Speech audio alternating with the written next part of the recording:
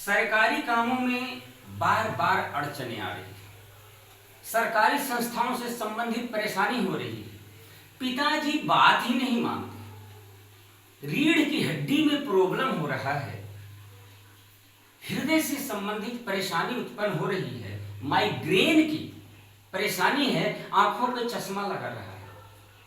इन सारी परेशानियों को हम अपनी कुंडली के माध्यम से कैसे देखें, या तब क्या करें जब हमारे पास हमारी कुंडली ही ना हो।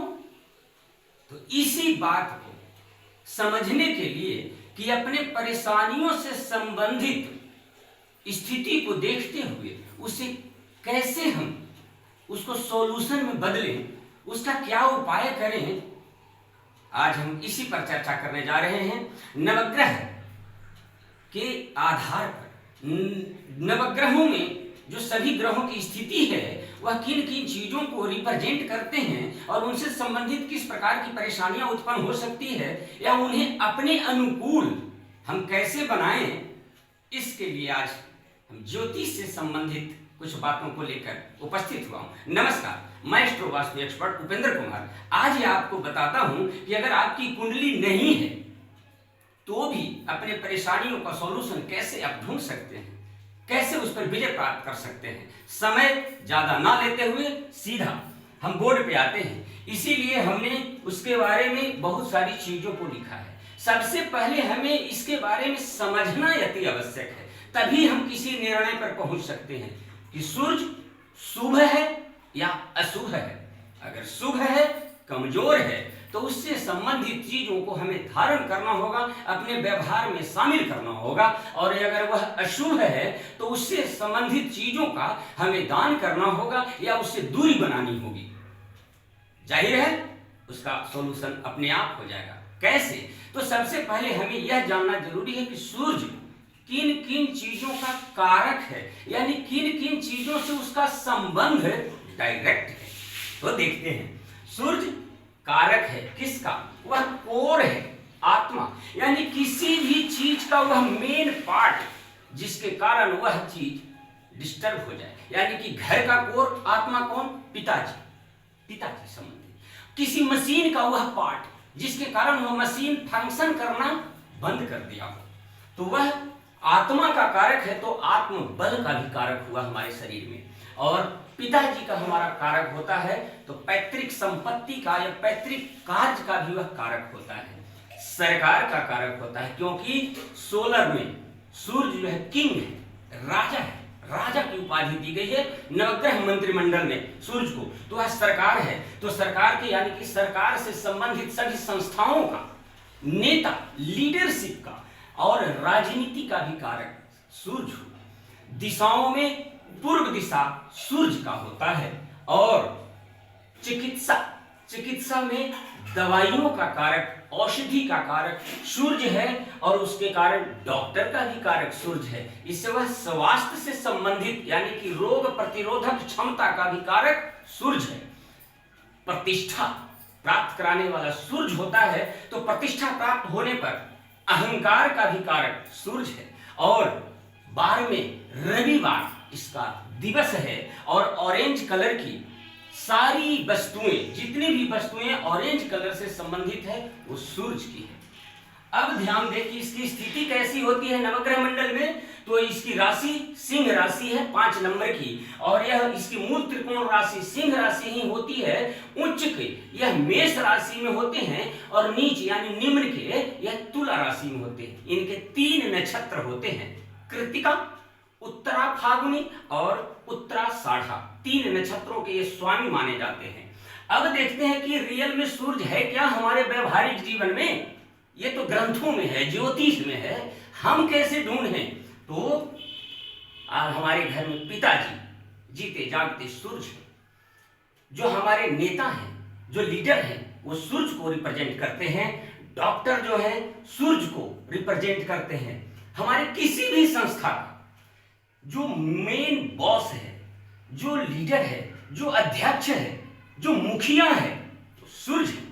चाहे वह गांव का मुखिया हो या किसी बड़े संस्था का मुखिया, जो मुख्य है वो सूर्य है।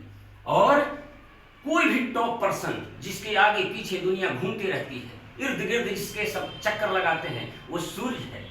और किसी भी प्रकार के उच्च अधिकारी हैं, वो सूर्य हैं। हमारे घर का पूर्व दिशा सूर्य का है। हमारे घर में रहने वाली भूरी भैंस या लाल गाय सूर्य को रिप्रेजेंट करती है। अब देखें कि अगर सूर्य से संबंधित गड़बड़ी हो रही है तो हमें कौन कौन सा रोग सता सकता है, किस प्रकार के रोगों का सामना हमें करना पड़ सकता है। तो सूर्य हृदय है, आत्मा दिल है, यानी कि दिल से संबंधित, हृदय से संबंधित, हार्ट से संबंधित परेशानी सूर्य का है।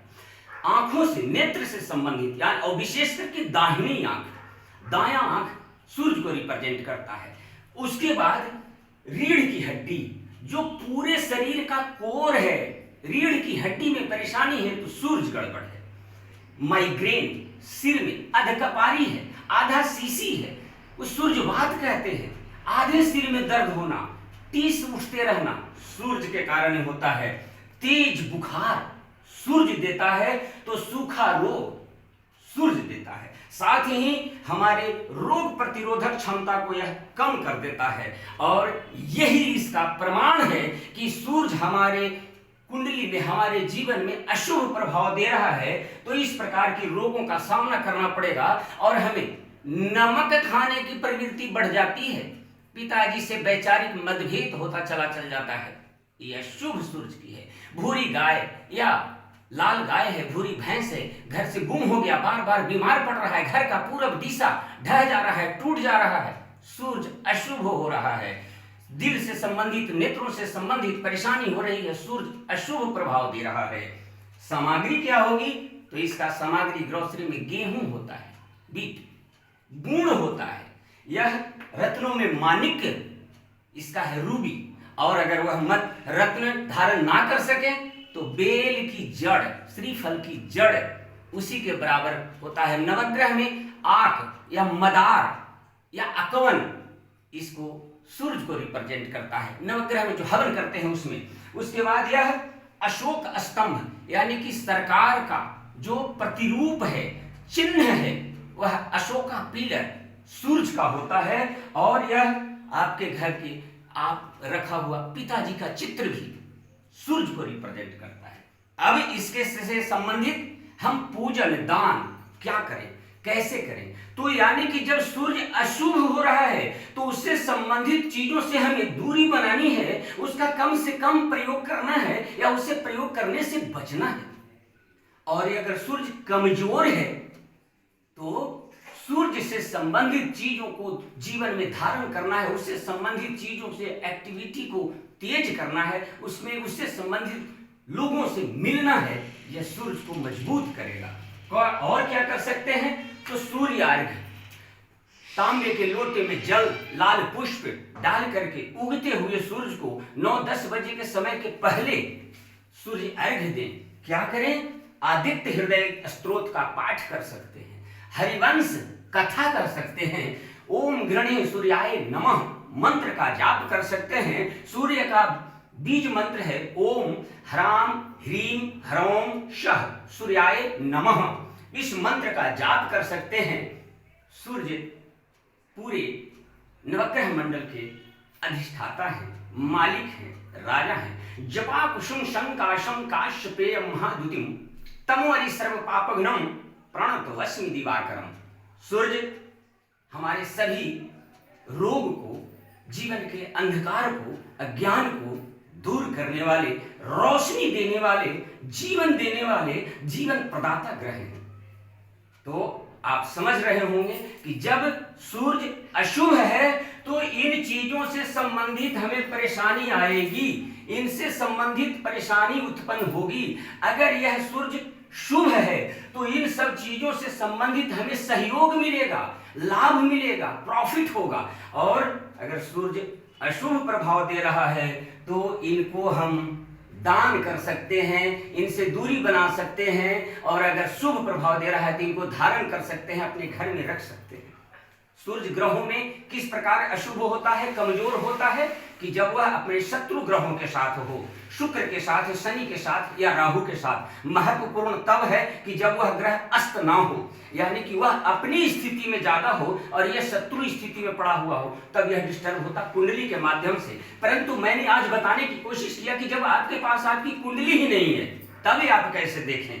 तो इसके आधार पर आप इसी द्वारा नोट कर सकते हैं, लिख सकते हैं। जो मैंने बताई उन बातों पर ध्यान दीजिए कि कहीं आपका सूर्य अशुभ है कि शुभ है, तो सरकारी नौकरी क्यों नहीं मिल रही, पिताजी से संबंध अच्छे क्यों नहीं बन रहे, सरकार से संबंध अच्छे क्यों नहीं है, यह इसके आधार पर आप जांचने की कोशिश कीजिए, आपको बहुत जल्दी समझ में आ जाएगा।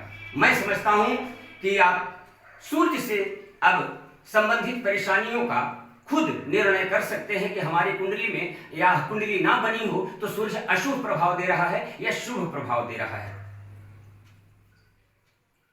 उपेंद्रा वास्तु रिजॉल्व सदैव इसी चीज के लिए प्रयासरत है कि आपके जीवन में आने वाले हर प्रकार के परेशानियों को दूर करे। अगर वीडियो अच्छा लगा तो लाइक कीजिए, सब्सक्राइब कीजिए, शेयर कीजिए, और जो भी इससे संबंधित और कोई क्वेरी हो, मन में शंका हो, तो आप कमेंट बॉक्स में लिख करके डालें। मैं सदैव आपके साथ हूं। नमस्कार।